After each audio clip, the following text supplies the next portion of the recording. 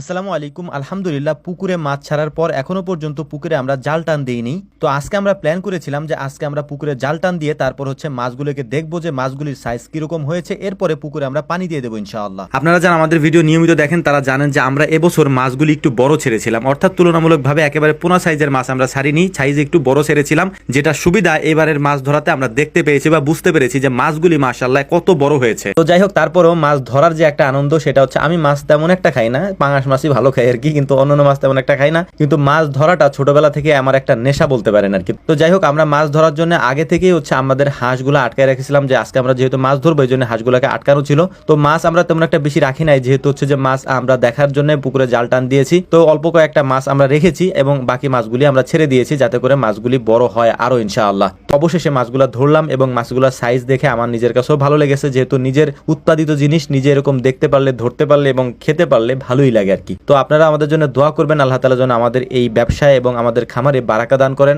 আসসালামু আলাইকুম ওয়া রাহমাতুল্লাহ।